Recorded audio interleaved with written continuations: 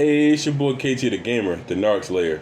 And finally, we are going to talk about the narcissism at the workplace. So, without further ado, I want y'all to hit that like button, hit that like button, hit that like button, hit that like button. Because, boy, I tell you, some frustrations I want to get off my chest. Psych, I ain't worrying about it. But anyway, um, when you dealing with the narcissistic people at the workplace, man, it all depends on who they are. You always got those narcissists that been there at that job longer than you, that think they know more than you, or whatever the case may be. Yeah, I mean they're gonna know more than you because they was there longer than you, right? But they always seem to be the ones that tell you how to do your damn job. To me, that's narcissistic. I don't care what nobody say. You know what I'm saying? And then narcissists, they all are known for bossing people around.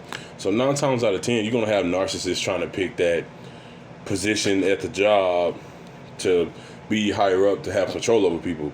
That will break their neck to have control over people because as they have that sense of self-importance. You know, that sense of, some gonna have that sense of self. You know, that self-esteem they got is low. So the only way they have, to keep their self-esteem up, if the narcissistic supply ain't working at the job, as far as their narcissistic supply is basically at the workplace, what they do is, cause drama at work, gossip, and then they get, they're gonna get they get the reactions off people, and they live, they live off that type of energy. It's always the gossiping narcissist, but then you got narcissists who will break their neck to get into a higher position to just control people. One minute they acting so nice and friendly, the greatest people you can ever meet in the first 3 months of meeting that employee or whatever the case. Next thing you know, y'all was just buddy at the job. Now all of a sudden they get this new position, they treating you weird. She's starting to figure shit out, like something ain't feeling right about this person. You thinking, damn, I thought this person was cool. I'm not saying give me special treatment, even though you're a manager or a boss. You're supposed to be my friend, but at the end of the day, you ain't got to do me like that. You're gonna start feeling like that when they start treating you a certain way. Okay, then you got some narcissists. From where I worked at. Oh yeah, this is finna get real. From where I worked at a couple years ago at Amazon.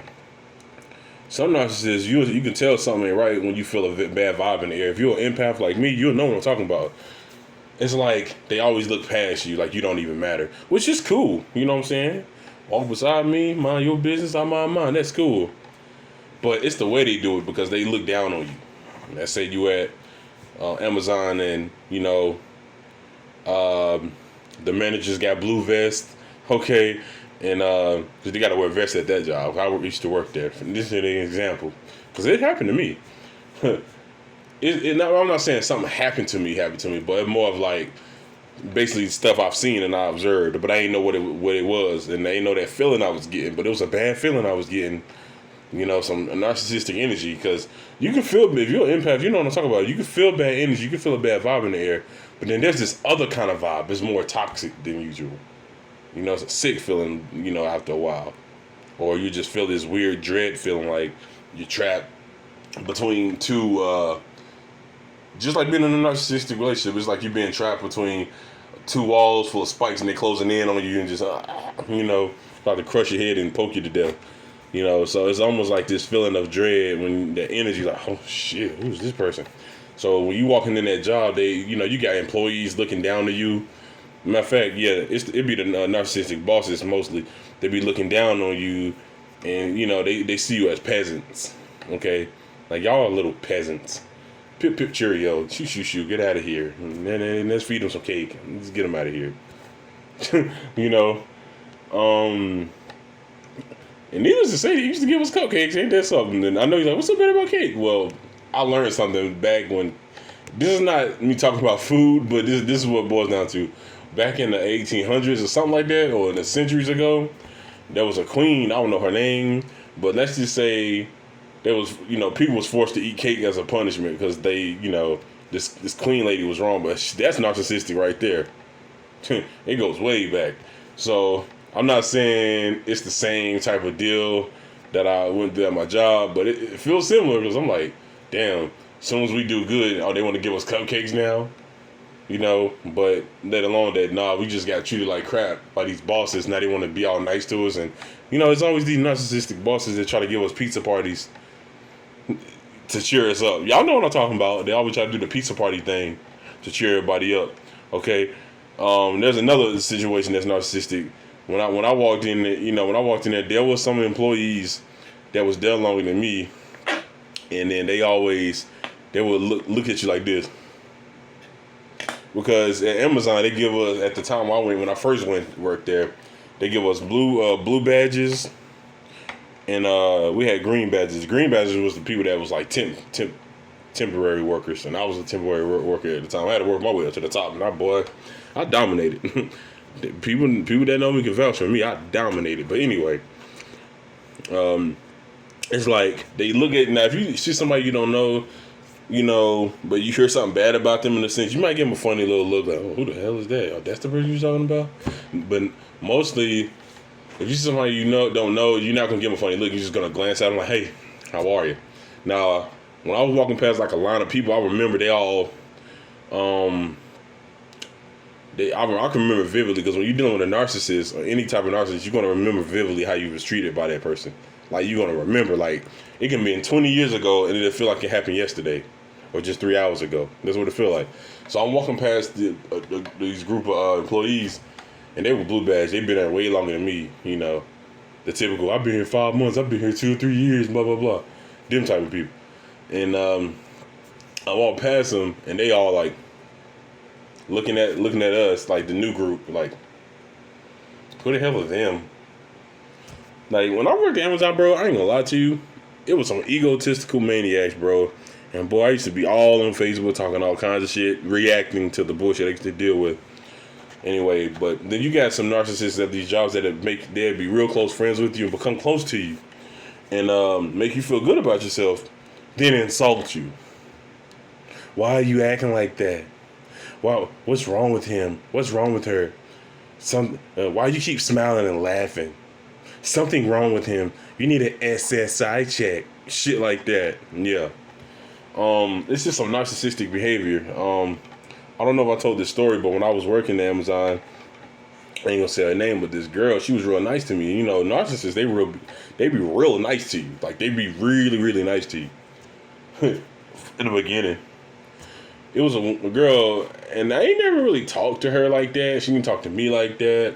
She was just like very, stick to yourselfish type of person, which is nothing wrong with that, but she ain't have no attitude about it. You know, some people, they stick to themselves, and they have that little, I forgot what it's called, that attitude where you sticking to yourself, mind your business, but, you know, you don't want nobody to fuck with you. You don't want nobody messing with you. But it wasn't like that.